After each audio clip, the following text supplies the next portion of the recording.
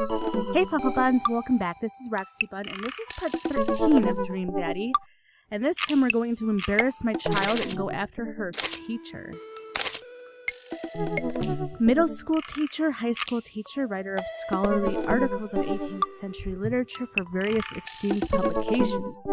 If you're on here to tell me that my son put a cherry bomb in your trash, I know, and I'm sorry. Oh yeah, his son is a little dipshit. On a Friday night, you are most likely to brew some strong tea and paint my miniatures. Like little figure thingies, I'm guessing. If you had one thing to take with you on a desert island, a remembrance of things passed by Marcel Proust. What are your turn-ons? Muscles? What did you want to be when you grew up? A movie star? And your favorite movies are documentaries on art history. Oh, ideal date. Each of us read a different book on opposite sides of the couch in comfortable silence. I never leave home without my glasses. Actually, I forget them at home a lot. I worry that people who are against e-readers are more in love with the idea of books than actually reading them. Alright, you're the nerdy one. Let's send you a message. I navigate to Hugo's dad book page and type out a message. Hey, great seeing you at the barbecue. Want to hang out sometime? I wait for a few minutes before the computer dings. I'm so glad you messaged me, and I definitely want to hang out sometime, but I have a favor to ask. Our class is going on a field trip to the aquarium today, and one of our chaperones called in sick. Uh-oh, we're doing more free labor! We already did chaperoning at that Christian youth group dance, and now we're going to the fucking aquarium. Excellent. I think about it for a moment. Man, that's a lot of screaming kids that I'd be accountable for. And they're in middle school, arguably the worst age to be. I'll do it! Amanda silently charges into the kitchen and pours herself a bowl of cereal. Her eyes are puffy like she's been crying. Morning, Amanda. Morning, Pops. Hey, are you okay? I'm fine. She's fine. She got to thinking about the Backstreet Boys. They had a reunion. The Backstreet Boys are back, alright. But they're different. Something's wrong with them, like they're a dream someone once had but can no longer remember. And no one's talking about it. They just go on like everything's normal. But were they the original? Were they really the only ones? The answer is no. We see boy bands come and go all the time. When they're popular, we'll act as if they don't like their music, and in a few decades their songs will be considered classics. It's just the way the world works. The Beatles were once the hot new boy band, you know. So, do fathers just lose their dad license if they don't mention the Beatles at least once a month? Yes, but mentions of Rush or Billy Joel are acceptable in a pinch. But seriously, you can talk to me about anything. Yep. Okay, then, we love you, we want what's best for you. This is the same thing. Nobody likes middle school. It's 3 years of bad acne, crying, and being generally terrible. Everyone sucks. No self-awareness. It's just a bunch of hormonal teenagers locked in a gross old building for 40 hours a week, doing long division and starting fights over, oh, I don't know, pizza day, top 40s pop. Middle schoolers should be avoided at all costs. What was your middle school experience like? I didn't like it. I thought it was fine. I'm gonna say I didn't like it. I had my first crush in middle school, and I'm still bitter about it. Alexis Stuggs, you hurt me, and I'll never forget. What'd she do to you? I stare off in the middle distance, remembering the 24 hours that we dated and the 3 times we held hands between class periods. Then I remember the bitter betrayal. She left me for Arnold Birmingham, him making me eat dirt in front of her. I don't want to talk about it. See, middle schoolers are reprehensible. Wait, why are you asking me about middle school? Oh, Mr. Vega requested my help to chaperone his middle school class to the aquarium. Just wanted to know what I was in for. You get to go to the aquarium? Are you kidding me? The last field trip I got to go on was the clam chowder factory. They didn't even give us any clam chowder. They gave us square pizza. At a clam chowder factory. Oh, is that why you won't eat clam chowder anymore? I've never liked clam chowder. I don't eat seafood, but... Ugh, no, it's because Bobby Wellingham threw up into one of the vats of clam chowder and I'm the only one who saw it happen. It haunts me. Right, let's leave that story firmly in the past. Clam chowder does kind of look like puke. You should just do it. Mr. Vegas sounds like you could really use the help, plus you get to hang out with cool fish. Amanda, I get kind of weird about aquariums. The ocean makes me nervous. What, are you worried that a whale is going to pop out of the touch tank and swallow you whole?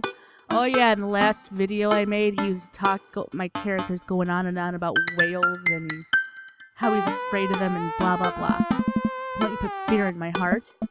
Well, do they have penguins there? Yes, they have penguins there. Yeah! Then it's settled. Penguins outweigh fear of ocean. I sit back down at the computer and let him know that I'm available. He tells me to meet him at the aquarium and gives me the address. I grab my keys and kiss Amanda on the forehead before I head out. I arrive at the aquarium to find that the school buses have beaten me there. Preteens huddle around their teachers in small groups, yelling at each other and goofing off. Every teacher looks like they're at their wits' end. Hugo jogs up to me looking frazzled. I'm so glad you're here. Hey! It's been a debacle all morning. We're short-handed and most of the kids won't stop screaming, as I'm sure you know is the case with all middle schoolers. I lived through Amanda at 12. I'm all too familiar. Great, well, it's you and me chaperoning a group of 10 kids. They're over here. Hugo walks me over to a gaggle of preteens who are all sitting on the ground playing with their phones. They're not kicking each other like some of the other groups, so we're off to a good start. Is one of them your fucking rotten child? Can you guys put your phones away? All of the kids look up for a moment to stare at him, then they go back to texting. At least they're quiet. Oh. Too quiet. These guys are up to something. I can feel it. There's no way. They're too busy thinking about not getting food stuck in their braces to pull any stunts. It's middle school, after all. Oh. We'll see. The classes start filing into the aquarium, and Hugo hangs out massive stapled packets of paper to each kid. These are due at the end of the field trip. Yep, this will be for a grade. No, you can't borrow a pencil. The kids collectively groan and grab the sheets. What's in the packet? Hey! Honestly, it's just busy work so that the teachers can have a moment's reprieve. I think one of the questions asks that they sit quietly for 10 minutes to think about the Great Barrier Reef. Teacher hacks. I like that. Wait, I thought you were an English teacher. What does the aquarium have to do with books? Oh. We just did a unit on the old man on the sea. Nothing quite like introducing kids to the futile perseverance of the human spirit by making them pet stingrays. Ah! It gives us time to check out some of the exhibits as well. Come on. They have a phenomenal selection of tropical fish. While the kids sit on the floor and pretend to do their assignments while I text, we wander over to a large tank filled with brightly colored fish. Hugo points to a brown and white fish with long spines. I think that's going to be a lionfish. Let's see. Oh. That right there's a lionfish. I knew. My dad used to be really into fish and he had like a huge tank and everything. So yeah, I know a little bit. Do you know that their stomachs can expand up to 30 times in size? No, I did not. Whoa. Oh. Their spines are venomous too. That I did know. Nature is hardcore, indeed. Yes. You think that's bad? Take a look at this one over here. Hugo points to a spiny, grumpy-looking fish hanging out near the bottom of the tank. Hey! That's a stonefish, the most venomous fish in the world. And they just, like, keep it here. Oh, they're relatively harmless, so as long as you don't step on them. What happens if you step on them? Tissue necrosis. Oh. Cool. Cool. Nature's wild. Man, he seems to know a lot about fish. I feel the overwhelming need to impress him. Hey, see that fish over there? That one? Yeah, that's the American longfin, blue-nosed wiggly fish, humphead wrasse. This American longfin seems the most legit. Oh. Yeah? Did you know that paranormal fish trivia, psychiatric fish trivia, political fish trivia? Psychiatric. This is the only species of fish known to develop clinical depression. Oh. Wait, are you serious? Absolutely not. I'm playing it for the gag here. Oh, a good one. We lead the kids to another room. Sharks, sea turtles, eels, and other marine life swim around in a massive floor-to-ceiling aquarium. The kids begin to take selfies with the sharks. Hugo leaves my side to separate two kids who start fighting over a Capri Sun. I walk around the room, reading the tiny little blurbs about different fish swimming inside of the enclosure. After a while, I look around and see him again. He's gazing up at the aquarium in childlike wonder. The ripples in the water cast blue, moving shadows across his face. For someone surrounded by angry, hormonal preteens, he looks completely peaceful. He looks really cute in this light. I hope he doesn't notice me staring. Wow. I walk over to join him. Beautiful, isn't it? I'd rather stare at you. Are those two sharks kissing? We can learn a great deal from Mother Ocean. A great many mysteries lie in the ocean. It truly is fascinating to be able to observe it in a setting such as this. There we go. That's a very astute point. We stand together for a moment, admiring the wonders of marine life. We eventually make our way to the touch tank room, which seems to be the only thing the kids are actually interested in. The tank is filled with a variety of horseshoe crabs, sea urchins, stingrays, and small fish. I stand around the edges of the tank and keep a wary distance from the sea life. Who knows what kind of nefarious plans those horseshoe crabs have for my well-moisturized hands. Hugo rolls up his sleeve and sticks his hand in the water. Don't you want to pet some rays? Oh, I think I'm good. I think I should just stay over here and admire them from a respectable distance. Oh, come on, it'll be fun. And informative. Don't make fun of me, but I'm scared to touch them. I get weird when there's no glass separating us. I don't know what any of those things are, but I get the feeling they'll probably bite me in my delicious hands if given the chance. Nothing in this tank can hurt you. The stingrays have had their barbs removed, the horseshoe crabs only eat little clams, and the anemones are perfectly safe to touch. Against my better judgment, I approach the tank. Slowly dipping my hand into the cold water, I touch a stingray as it glides past me. See? Not so bad. Feels like fun, slimy leather. Things get a lot less scary when you learn more about them, right? I dive my hand back into the touch tank with renewed vigor for ocean life. I poke at some urchins and feel the hard carapace of a horseshoe crab. My hand brushes against Hugo's as we reach for the same anemone. I pull away, blushing. Hugo smiles at me. Hey, you're supposed to be touching the fish. Sorry, I just get a little carried away. Sometimes. Wait. That girl over there looks suspicious. Why is that? Oh. Are backpacks usually that wet? Hold on.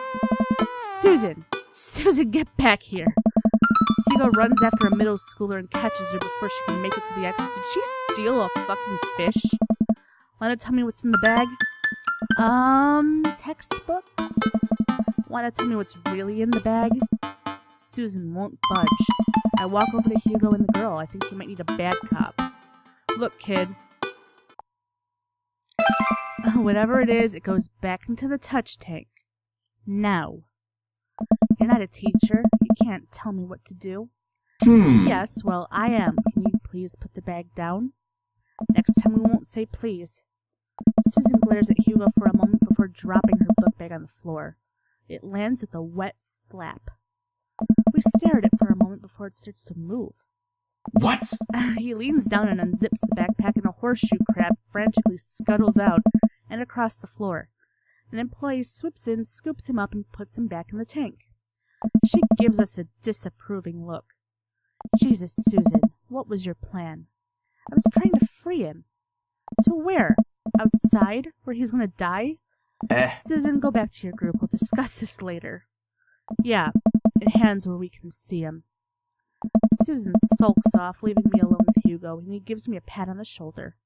Middle schoolers have sticky hands. I doubt that's the first time that's happened here. Or the last. In the next room, we see a variety of smaller tanks. Sea urchins, tiny fish, and a rainbow of beautiful underwater plant life surround us. Look over here. Hugo points to some seahorses gathered at the bottom of the tank. One of them is in the middle of giving birth. That's actually the male seahorse. Sort of takes fatherhood to a new level, doesn't it? Yep, male seahorses actually carry around the babies while they grow. The females just give them the eggs, I guess. I remember reading something about that myself. Hey kids, come check this out. There's a male seahorse giving birth. A low murmur from the students. They just jump back on their phones. Oh. Fun fact, male seahorses can even give birth and then get pregnant in the same day. Man, we thought we had it hard. Oh. I wonder if they have to deal with our kids' awkward teenage years too. All however many thousand of them. You seem to know a lot about marine life. Oh. It's not really my specialty, but I do make a point to learn as much as possible whenever I can. I think that learning should not end when you leave school. We should challenge ourselves to find out more about the things we don't understand every day of our lives. Because if you stop learning, I don't think you'll ever be able to grow or change as a person. Good point, but I still don't trust the ocean. We'll get there. We finally make our way over to my favorite part of the tour, the Arctic exhibit. Do we get to see the penguins? Hey. Yes, we get to see the penguins. Do we get to pet the penguins? Probably not. Hell yes. Our group of kids run around the exhibits. They won't stop tapping on the glass of the puffin enclosure, trying to get their attention. For at least a few moments, teachers, chaperones, and students alike seem to be having a great time. What was I so worried about? This isn't too bad. Huh? Hugo suddenly grabs my arm. Oh my god, there's a student in the penguin enclosure. Oh shit. Wait, just kidding, it's very bad. Is it one of ours? It most certainly is. Molly Henderson, Susan's friend. I look over to the penguins and see a determined-looking kid crouching behind a rock. She's hiding just out of sight of one of the employees. Over on the side of the enclosure, I see the door to the exhibit ajar. Was it unlocked this whole time? Gotta stop it before the staff sees and bans our school for life. Hugo looks around. I'll create a distraction. He runs towards the puffin exhibit and addresses the entire room. Everybody, I have an announcement. The whole room turns towards him. There's a few facts I bet you didn't know about penguins. Everybody just stares at him confused. Well, this is my shot. I run into the enclosure and I'm greeted by a cold blast of air. Psst, hey! The girl whips around to look at me. Her nose is pink from the cold. You can't be in here. Neither can you. I try to walk over to the girl, but the ground is so icy that I end up slipping. I catch myself before I hit the ground, but the girl still laughs at me. Contrary to popular belief, penguins are birds. Birds are traditionally known to fly, but penguins cannot. So I can understand some confusion when we're discussing the, birdness of penguins. The crowd is still somehow enraptured. Kid, what are you even doing? I'm letting the penguins go. They deserve freedom. Where are they even going to go? They're gonna live in my closet, you idiot. Look, I just don't even have time to argue about this. We gotta get out of here. Not until I save a penguin. I don't know. The known fact is that penguins only live in cold climates. With some exceptions. They don't all live in cold climates if you're splitting hairs here. Did I mention that they don't fly? The crowd is starting to lose interest. I'm running out of time. Lay down the law. I prepare to raise my voice at Molly and then hesitate. Is it weird for me to raise my voice at a stranger's kid? Like, is it a parenting faux pas or something? Money. Give me money. I will give you $20 right now if you leave with me. Molly thinks for a second. Okay, well give it to me right now. I reach into my pocket and pull out everything I have, examining each bill. Okay, well I have $12 and some change. Also, there's a button here. Is that enough? Pay me the other 8 later and we have a deal. We move to shake in our arrangement before I suddenly realize there's a wave of penguins on the way out of the enclosure. We're gonna have to block these birds. Ooh, what's this? Oh, I had— Block that bird! Oh boy. I'm just like shooting them all out so none of these little bitches get anywhere near the door. No, no, no, no, no, no, no, no, no. How did you get out, you fuck? I didn't even see you sneak out. Like, how? I don't even... No, no, no, you're not getting out. None of you. Just one of you. None of you else. Stay the hell back. Because I know you like to sneak over the top. I'm not... Bribe that teen. Bribe that teen. Okay, so only one escaped. Mission complete.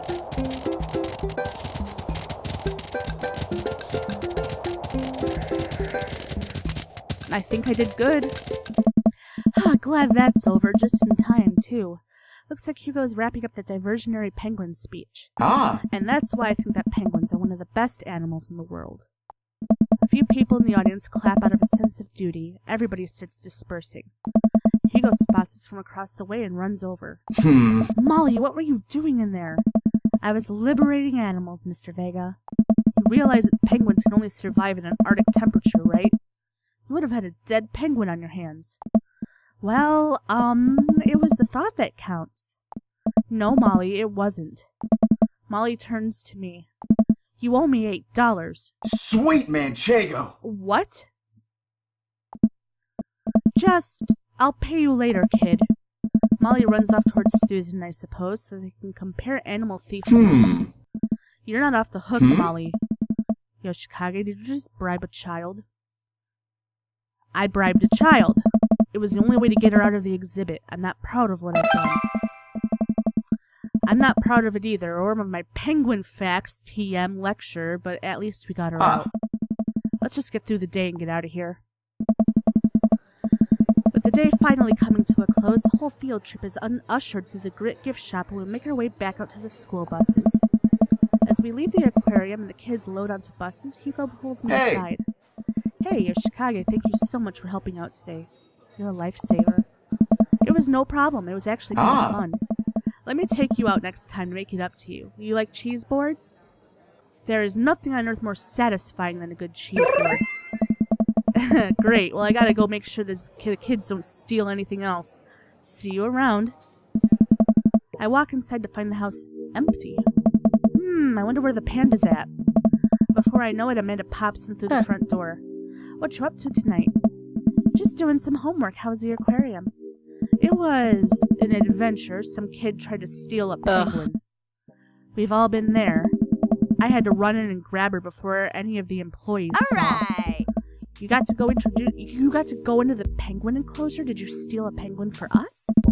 Amanda, no penguins were stolen thanks to the valiant efforts of myself and Mr. Vega. It was nice getting to spend some time with him, though. I'm surprised he helped complete a covert op. He's usually kind of a what? Kind of a stick in the mud? He's actually pretty cool. I had a good time. Alright, too much adventure for me today. I'm gonna go rest my eyes. You mean take a nap? There's a difference. You'll learn when you become a father. Date complete. Let's see how I did. Come on, come on, come on. S? S ranking? I'm JK yeah! rolling with delight. Sweet. Alright. Alright, this has been the end of Dream Daddy Part 13. And so far I'm doing really well. I hope it doesn't end up like the last one when I end up getting an A or a B for no fucking reason at all. If you like this video, hop on over to that like button, give it a bunny nudge for me, and if you want to see more, subscribe. Thank you guys so much for watching, and I'll see you in the next one.